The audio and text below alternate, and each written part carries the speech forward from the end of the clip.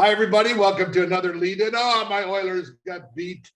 So it's now, Stanley Cup finals without us. And so what am I left with? I don't know. Maybe I'll have a look and cheer for Colorado.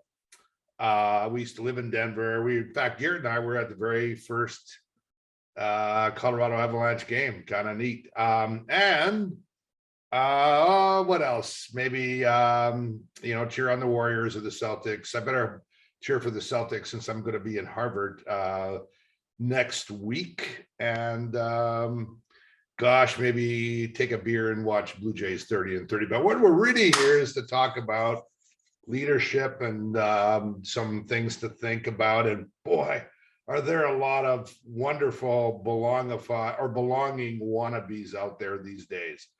And because people know, I guess, that I'm interested in the topic, and they are genuinely, they often will send a note to me or write me a note and say, oh gosh, I'm really love the theme belonging, and that's what we're all about. And gosh, it's so great to hear people feel that way. And sometimes I'll gently, push back a little bit and say, well, hey, I'm so glad to hear that.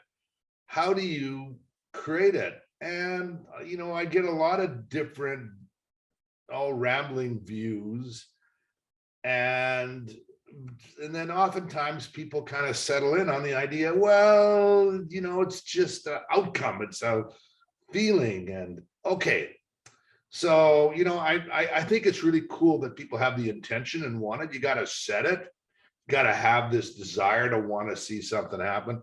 But I am really, really going to encourage you to translate that and activate that into some systemic action that will help you create those conditions for belonging. And I want to preface that by saying belonging, this feeling that you're part of, you kind of feel at home, you really belong there, you feel like you're right in the right place, is a very much a continuum. Some days you feel more like that than others. Some periods of time you feel like that more than others. And the objective is to feel that way more often, way more often, ideally than not. So what do you do to activate that? And that's what I want to share with you. You can make it happen. The first, though, so let me take you through some steps that you can consider as a systemic process, systematic way of creating conditions for yourself and for others to belong more. One is you've got to want to, so I'm going to talk about first connect. And this is where you hear me talk all the time, connect before content. You've got to want to belong. You've got to want to be part of something. You've got to want to without just fitting in. I'm not talking about just fitting in, but you want to show up, which means you got to bring yourself there. You got to make yourself vulnerable, a little bit open to who you are. And then you've got to know that the other people that you're with, you've got to know each other's stories. You've got to have these bridges that you can walk across with each other.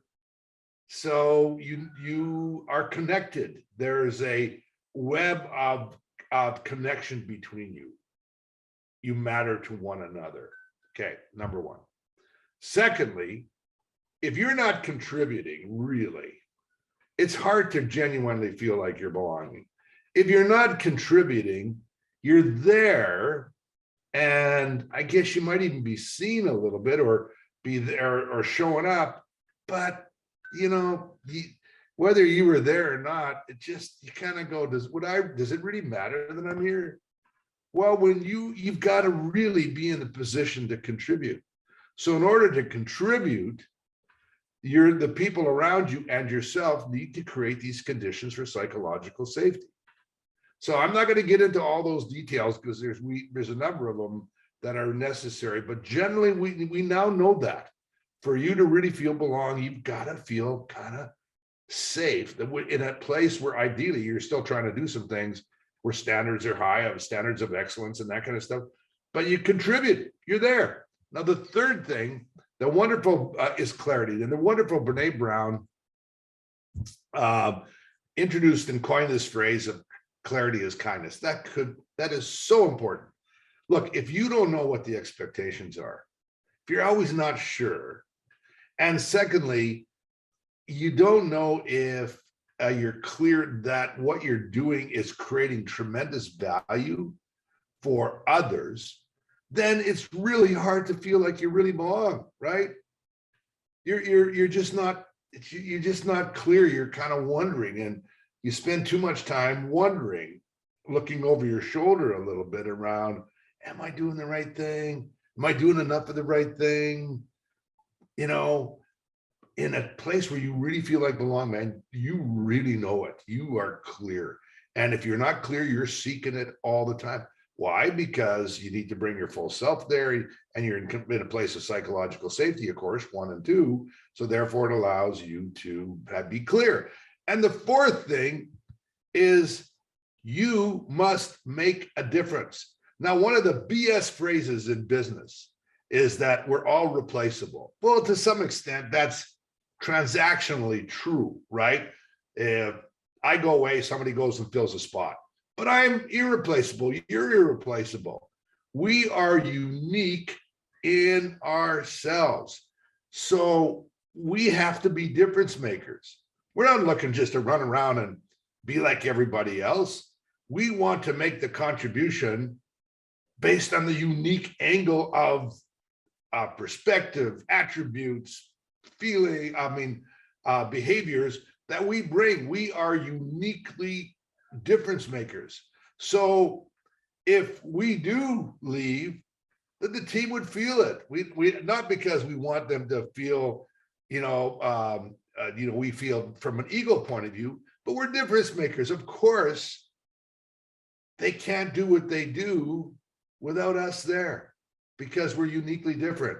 So how do we activate both that differentiation as an individual and, of course, as a team?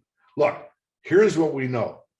Belonging at work, if you are connected, if you're in an environment of psychological safety, if you are really creating value towards some desired purpose that others really need and want, and if you make a difference individually as part of a collective, man, more often than not, you're going to feel like you belong.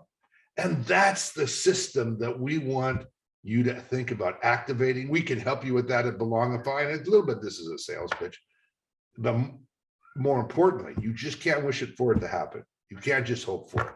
And you can't just be, oh, we'll have fun Fridays, or, every once in a while, we'll throw out a little bit of recognition or whatever. Oh, that's neat. That's cool. That's not going to do it.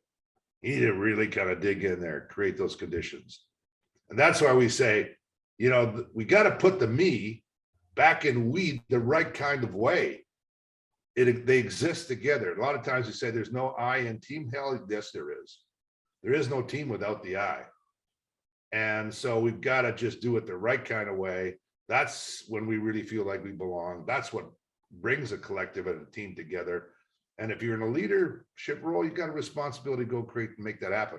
It's not that hard. Just got to work on the right things. We can help you if you want, of course.